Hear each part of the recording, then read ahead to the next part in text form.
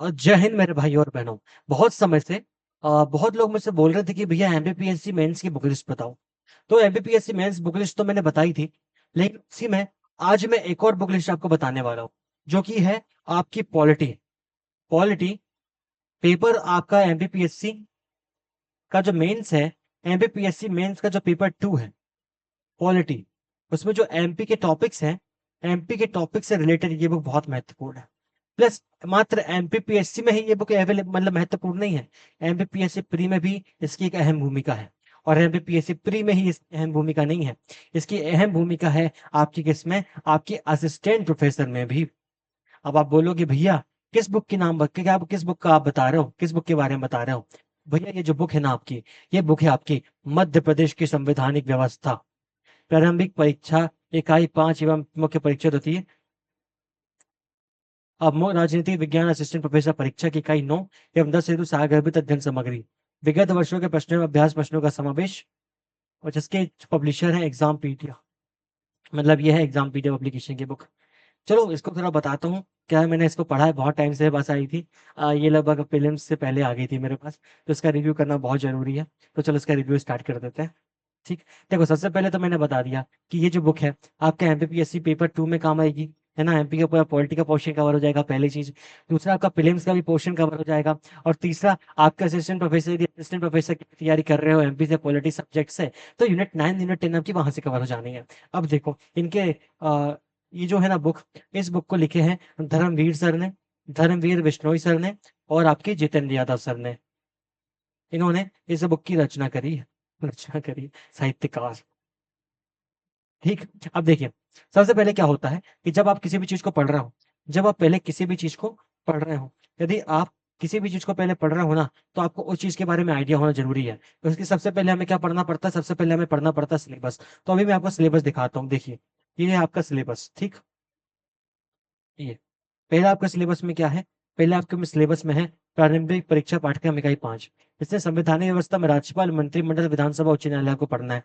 अब सेम आपको ये कहाँ पे पढ़ना है, सेम आपको पढ़ना है यहाँ पे यूनिट 4 में, यूनिट 4 के ये टॉपिक में राज्यपाल नियुक्ति, शक्ति, स्थिति, मुख्यमंत्री व मंत्रिपरिषद संगठन, कार्य एवं भूमिका, ये आपको पढ़ना है। ठीक।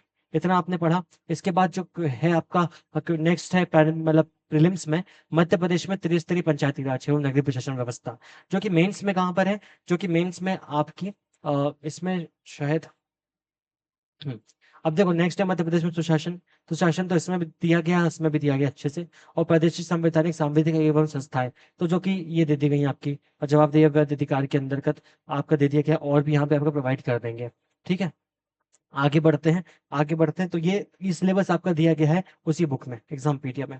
आगे मैं आपको दिखाता हूँ आगे क्या है। देखो ये है जो हमारी एग्जाम पीडिया बुक है, एग्जाम पीडिया बुक का इंडेक्स। एग्जाम पीडिया जो पॉलिटी है उसका इंडेक्स है। इंडेक्स में क्या है, इंडेक्स में पहला आपका पहला जो चैप्टर है वो है आपका एमपी का पुनर्गठन, एमपी का पुनर्गठन। ठीक। बहुत ही अच्छे तरीके से एमपी के पुनर्गठन को यहाँ पे समझाया गया है, क्योंकि इसको मैंने भी पढ़ा है बहुत शानदार तरीके से। मध्य प्रदेश की राजनीति के निर्धारक तत्व और विशेषताएं। मध्य प्रदेश के दलीय व्यवस्था में मुख्य राजनीतिक दल, राज्यपाल, मुख्यमंत्री व मंत्रिपरिषद, मध्य प्रदेश राज्य विधायिका विधानसभा, मध्य प्रदेश उच्च न्यायालय व अधीनस्थ न्यायालय, मध्य प्रदेश का प्रशासन, सुशासन, स्थानीय स्वशासन, जो कि हम बात करते थे प्रीलिम्स का 73rd कॉन्स्टिट्यूशनल अमेंडमेंट वाला, है ना, पंचायती राज वाला, म्युनिसिपैलिटीज वाला, वो आपको इस चैप्टर में मिलेगा। अध्याय 10 में मध्य प्रदेश में स्थानीय स्वशासन में, फिर अध्याय 10 में मध्य प्रदेश की राजनीति में उभरती प्रवृत्तियां, ये आपको यहाँ पे देखने को मिलेगा। 11 चैप्टर आपको देखने को मिलेगा, और 12 चैप्टर आपको देखने को मिलेगा मध्य प्रदेश की राजनीति में महिलाओं का योगदान, मध्य प्रदेश में विकास की राजनीति। अध्याय आपका 13 है मध्य प्रदेश के सांविधिक एवं संवैधानिक आयोग, जो प्रीलिम्स में भी इक्वल इंपॉर्टेंट है। और अध्याय 14 में परीक्षा उपयोगी महत्वपूर्ण वस्तुनिष्ठ प्रश्न। इससे मुझे सबसे अच्छी चीज क्या लगी इस बुक की, कि जैसे आपके चैप्टर 1 दिए गए हैं, चैप्टर 1 ने दिया आपका दिया है, क्या दिया आपका चैप्टर 1 दिया है, तो इसमें आपके प्री के कुछ क्वेश्चंस भी दिए हैं, उसके साथ साथ आपके मेंस के क्वेश्चन भी दिए गए हैं, कि आप मात्र सीधी मेंस का पढ़ो, सिर्फ मेंस का मत पढ़ो, थोड़ा बहुत प्री को भी ध्यान में देते चलो। ठीक। तो आपको इस वे में आपको देखना है, आपको इस वे में इन सब चीजों को लेके चलना है। जो प्री है, प्री आपका प्री हो गया, आपका मेंस हो गया। मेंस दोनों के व्यू से बहुत अच्छी बुक है ना? बहुत शानदार बुक है प्री और मेंस के पर्सपेक्टिव से। अब देखो नेक्स्ट क्या है? ये जो मध्य प्रदेश का निर्माण एवं पुनर्गठन है, ये आपका हिस्ट्री में भी, ये जो टॉपिक है ना, ये आपका हिस्ट्री में भी काम में आएगा। प्लस मध्य प्रदेश की राजनीतिक निर्धारक तथ्य एवं विशेषताएं, पॉलिटी में काम तो आ ही रहा है, लेकिन आपका प्रीलिम्स में भी काम आ जाएगा, और कुछ हद तक जो सोशियोलॉजी की सब्जेक्ट है, और सोशियोलॉजी के सब्जेक्ट में भी काम में आ सकता है। मध्य प्रदेश की दलीय व्यवस्था, मुख्य राजनीतिक दल, देखो राज्यपाल, मुख्यमंत्री, मंत्रिपरिषद, राज्य विधायिका, उच्च न्यायालय, शीर्ष प्रशासन है। ये तो कॉमन टॉपिक है आपके। ये आपकी कॉमन टॉपिक है। आपके कॉमन टॉपिक काय के हैं ये आपके कॉमन टॉपिक है इस चीज के। ये प्रीलिम्स के भी कॉमन टॉपिक है, और ये कॉमन टॉपिक है आपके मेंस के भी। ये कॉमन टॉपिक प्रीलिम्स के भी है, और ये कॉमन टॉपिक आपके मेंस के भी है। तो यदि आप एग्जाम पीडर की बुक लेते हैं ना, तो यहाँ से आपका प्रीलिम्स का भी टॉपिक कवर हो जाते हैं, और सिलेबस के भी टॉपिक कवर हो जाते हैं। देखो ये बुक तो मैंने पढ़ी है पर्सनली, इसमें कई बार यदि आप पढ़ोगे ना, आपको लगेगा कि इसमें जरूरत से ज्यादा डेटा दिया गया है। जरूरत से ज्यादा डेटा दिया गया है, ठीक है। लेकिन जरूरत से ज्यादा डेटा दिया गया, इसका मतलब ये नहीं होता कि भैया आप पढ़े ना। क्योंकि देखो कुछ चीजें होती हैं, आपको बुक को कैसे पढ़ना ये भी बता रहा हूँ, इस बुक को पढ़ने की क्या स्ट्रेटजी वो बता रहा हूँ। देखो सबसे पहले इस बुक को एक बार आप ऊपर ऊपर पढ़ लो, ऐसे रीडिंग मान लो, पूरी बुक की एक बार रीडिंग मान लो। क्या करोगे? पहले बुक की आप रीडिंग मान लो फर्स्ट टाइम में। मैं नेक्स्ट टाइम बता देता हूँ आपको। पहली बात देखो, ये इस तरीके के से बुक का लुक है कि इस टाइप से बुक दिखती है ना? तो आप यहाँ पे देख सकते हैं। पहले मैं आपको इसका मैटर बता देता हूँ, उसको पढ़ना कैसे। देखो इसको आप पढ़ोगे 4 स्टेज में, 1, 2, 3, 4 स्टेज में। और जो आपका पांचवा होगा का रिवीजन, ठीक। तो पहला स्टेज आपका क्या रहेगा? पहले स्टेज में आपको बुक को पूरा पढ़ना है, बुक को पूरी रीडिंग करना है। क्या करना है? देखो याद नहीं करना, समझना भी नहीं है, बुक को करना है रीड, ठीक। पहली बार बुक रीड करोगे, दूसरी बार में बुक रीड करोगे,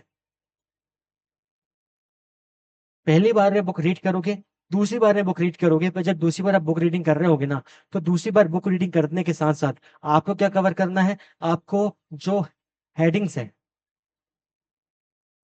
और जो सब हेडिंग्स है, इनको आपको हाईलाइट करते चलना है, या फिर एक कॉपी में नोट करते चलना है, ठीक। इसके बाद जो थर्ड है, थर्ड में आपको जब बुक रीडिंग करोगे ना, तो आपको सिर्फ बुक रीडिंग ना करके आपको बुक को रीड तो करना ही है, प्लस आपको अंडरस्टैंडिंग करना है, बुक को समझना है किसी टॉपिक को। और समझने के लिए 3 मेथड होती है, इसको भी आपको 3 स्टेप में वैसे बांट लेना। पहले में क्या करना? पहले में उस टॉपिक को पढ़ना। जैसे यहाँ पे क्या दिया है, यहाँ पे टॉपिक दिया गया है राज्यों का पुनर्गठन।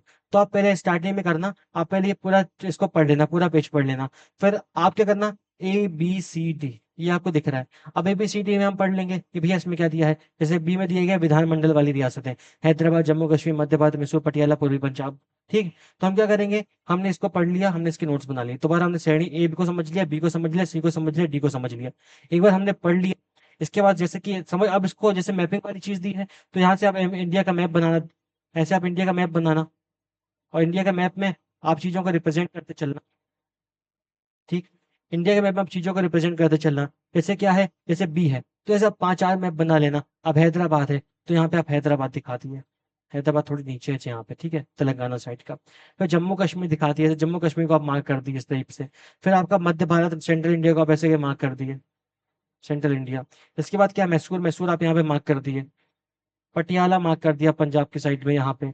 और आपका फिर पूर्वी पंजाब है, पूर्वी पंजाब भी आप ऐसे मार्क कर दिए, मतलब पूर्वी पंजाब तो यहाँ पे है, पूरी पंजाब पे यहाँ पे मार्क कर दिए। मतलब जैसे मैंने बताया कि यहाँ पे जम्मू कश्मीर थोड़ा सा छोटा कर दूं, यहाँ पंजाब कर दो, और यहाँ पे पटियाला कर दो, इस तरीके से। और यहाँ पे फिर आप क्या करो, तो क्या हो गया, आपके यहाँ पे मैपिंग क्लियर होगी। आपने यहाँ पे कॉन्सेप्ट को समझ लिया कि विधानमंडल वाली चीजें कहाँ पे आ रही है, ठीक है। तो सेम पहली रीडिंग में क्या किया आपने? पहली रीडिंग में आपने इस चीजों को समझ लिया, ठीक। पहली रीडिंग में आपने समझ लिया, पहली रीडिंग में आपने समझ लिया। अब दूसरी रीडिंग, मतलब पहली रीडिंग में, मतलब पहली रीडिंग में तो आपने बुक रीड करी, दूसरे में रीडिंग की प्लस हेडिंग को आपने हाईलाइट किया, हेडिंग और सब रीडिंग को आपने हाईलाइट किया। इसके बाद क्या कर रहे हो आप? बुक रीडिंग कर रहे हो प्लस अंडरस्टैंडिंग कर रहे हो। अंडरस्टैंडिंग में पहली बार में बुक पढ़ना है, दूसरी बार में समझना है, जैसे मैंने बताया, चाहे मैप से समझ लो, चाहे यदि आपको कोई ट्रिक बना दो ट्रिक बना लो, ऐसे आके आप समझ लो, और तीसरी बार एक बार उसको और रीड कर दो, ठीक। जब इतना हो जाए, तो चौथे में क्या करना है आपको? चौथे में सिनॉप्सिस नोट्स बनाने हैं। आप एक बार पूरी बुक पढ़ो, और पूरी बुक पढ़ने के बाद आप सिनॉप्सिस नोट्स बना लो। और सिनॉप्सिस नोट्स में क्या करना है? इस सिनॉप्सिस नोट्स में जो थर्ड जो हमारा स्टेज था, या फिर थर्ड स्टेप था, उसमें जो आपने अंडरस्टैंडिंग करी है, उस अंडरस्टैंडिंग के हिसाब से आप आपके नोट्स बना लो। यदि आप इतना करते हो, आपकी बुक अच्छे से क्लियर हो जाएगी, और फिफ्थ बार में आप इसकी एक लास्ट बार रीडिंग लगा लो। इसके बाद आपको छठवें से 7वें पढ़ने की आवश्यकता नहीं पड़ेगी। ऐसा मत सोचना, भैया इनको पढ़ना है ना, तुम्हें निकालना है तो लगातार सिर्फ़ ये जो सिनॉप्सिस नोट्स तुमने बनाएँगे लास्ट में 4th स्टेज में, बस इसको तुम पढ़ते जाना बार-बार, बार-बार। कभी लग रहा है कि नोट्स से रिलेटेड तुम कुछ डेटा भूल रहे हो, तो उस डेटा को तुम क्या करना, उस डेटा के लिए तुम दोबारा से इस बुक को एक बार और रीड मार लेना, क्योंकि ऑलरेडी आपका जब कॉन्सेप्ट क्लियर है, तो वहाँ पे आपकी बहुत सारी चीज़ें क्लियर हो जाएगी। आशा करता हूँ वीडियो पसंद आई होगी। यदि वीडियो पसंद आई होगी, तो टेलीग्राम चैनल जॉइन कर लेना, लाइक करना हो करना, नहीं करना मत करना, सब्सक्राइब करना हो करना, नहीं करना मत करना। भाई मेरा कुछ नहीं जा रहा, ठीक है? वो आपके चॉइस है। कंटेंट अच्छा लगेगा तो ऑटोमेटिक आप सब्सक्राइब करोगे, मुझे पता है ऑटोमेटिक आप लाइक करोगे। अब देखो, इसके व्यू कुछ इस टाइप के हैं। जैसे मैं आपको बता रहा हूँ, जैसे कि आप यहाँ देखो, इसमें आप कैसे बना सकते हो, ठीक? जैसे क्या क्वेश्चन है कि मध्य प्रदेश के राजनीति के निर्धारक तत्व एवं विशेषताएँ। अब आपने पता चला इनको पढ़ लिया, ठीक? ये समझने के लिए चीज़ें दी गई हैं, ये सब चीज़ें। जैसे ये क्या है? स्थानीय स्वशासन को राजनीति की नर्सरी कहा जाता है। इसको आपने हाइलाइट कर दिया। इसके बाद आपने पूरा इनको पढ़ा और फिर लास्ट में क्या किया? आपने जो रजनी कोठारी का जो मत है, इसको पढ़ लिया कि इनका मत क्या है। अब पूरा ये रटना मत यहाँ पे, समझना कि ये चीज़ों कहने क्या चाह रही हैं।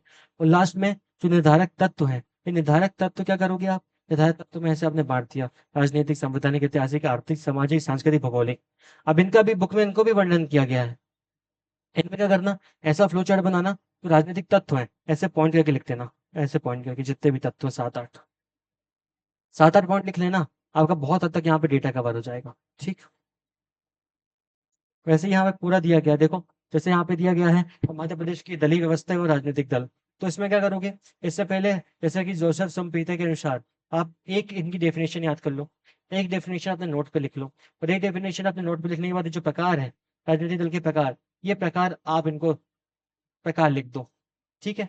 वही प्रकार लिख दो, फिर इनके इनको पढ़ लो। प्रतिक्रियावादी राजनीतिक दल क्या है? रूढ़िवादी दल क्या है? उदारवादी दल क्या है? सुधारवादी दल क्या है? इनको तुम अच्छे से समझ लो। जब ऑलरेडी इनको अच्छे से समझ लोगे ना, तो भैया आधे ज़्यादा फैक्ट आप यहीं क्लियर हो जाएँगे। अब इनको ज़्यादा ये जैसे ये फैक्ट दिए गए हैं, है ना? तो इनको भी एक बार पढ़ लो। ज़्यादा रटने की आवश्यकता नहीं है। इतना कर लोगे तो इनफ है आपके लिए। अगेन राज्यपाल में जैसे एक ट्रिक है ना, ये क्या ट्रिक है? जैसे कि राज्यपाल की ट्रिक थी रकानी, रकानी, ठीक? और उसके बाद का को सस, ठीक है? राज से राज्यपाल, ठीक है? का से कार्यपालिका शक्ति, ना से नियुक्ति, का से कार्यकाल, ठीक है?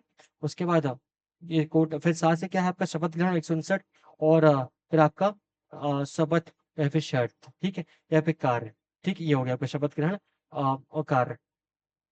लकानी काकोसस। इसकी एक और ट्रिक है, वो भी मैं आपको भेज दूँगा, है ना?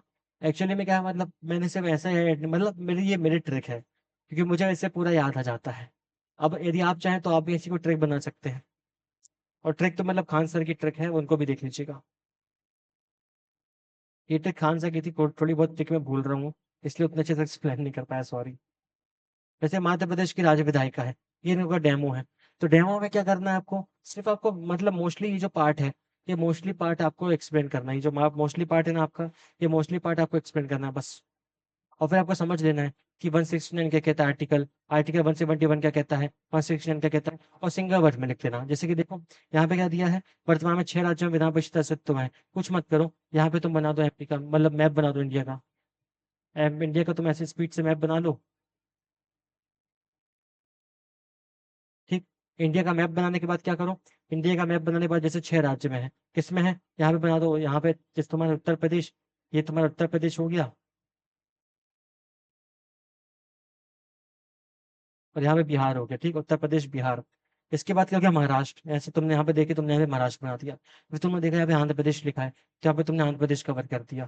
फिर तुमने क्या देखा, यहाँ पे तेलंगाना भी है, तो यहाँ पे तुमने तेलंगाना भी नीचे कवर कर दिया। और फिर तुमने क्या किया, तुमने देखा तेलंगाना थोड़ी यहाँ पे है, ठीक, तेलंगाना इस साइड है, ऐसा महाराष्ट्र है, यहाँ पे तेलंगाना है, यहाँ पे आंध्र प्रदेश है। फिर कर्नाटक आपने देखा, कर्नाटक को अपने वो कवर कर दिया। आपने क्या किया फिर यहाँ पे, आपने यहाँ पे डाल दिया कि जैसे आपने डाल दिया विधान परिषद, विधान परिषद, ठीक। तो इसके बाद आप यहाँ पे डाल दो यूपी, यहाँ डाल दो बिहार, यहाँ डाल दो आंध्र प्रदेश, यहाँ डाल दो तेलंगाना। ऐसी राइटिंग, जैसे मेरी राइटिंग लिख रहा हूँ ना, ऐसी राइटिंग लिख रहा हूँ, स्पीड से कोई दिक्कत नहीं। ऐसे डाल दो महाराष्ट्र, खत्म टॉपिक। जो इम्पोर्टेंट चीज़ है उनको लिख लो बस, और ज़्यादा आवश्यकता नहीं है। सेम बाकी चीज़ों में भी कर लेना आप। जैसे ये उच्च न्यायालय वाला हो गया, उच्च न्यायालय में सबसे इम्पोर्टेंट ये है, ये चार्ट हो गए। इनके अलावा कुछ फैक्ट है तो वन लाइन फैक्ट लिख लो। इस तरीके से पढ़ोगे ताकि बहुत जल्दी क्लियर हो जाएगा। आशा है कि वीडियो अच्छी लगी होगी। यदि वीडियो अच्छी लगी होगी ना, तो @PSC प्रबल मेरा टेलीग्राम चैनल है। इसको ज़रूर जॉइन कर लेना @PSC प्रबल चैनल को, क्योंकि ये बहुत काम का है आपके, बहुत ज़्यादा काम के। हो सकता है आप जॉइन करोगे। और @PSC प्रबल चैट, इसमें हम लोग डिबेट करते हैं। इसमें हम लोग जितने भी पीएससी एस्पिरेंट हैं, लोग डिस्कशन करते हैं। तो आओ, एक बार 1-2 क्लास में लेके देखो, अच्छे लगे तो रुकना, नहीं तो लीव कर देना। बस यही बोलूँगा, ठीक है? तो आई आई होप कि वीडियो अच्छी लगोगी लगी होगी। मिलता हूँ फिर अगली वीडियो में, तब तक के लिए जय हिंद, जय भारत, वंदे मातरम।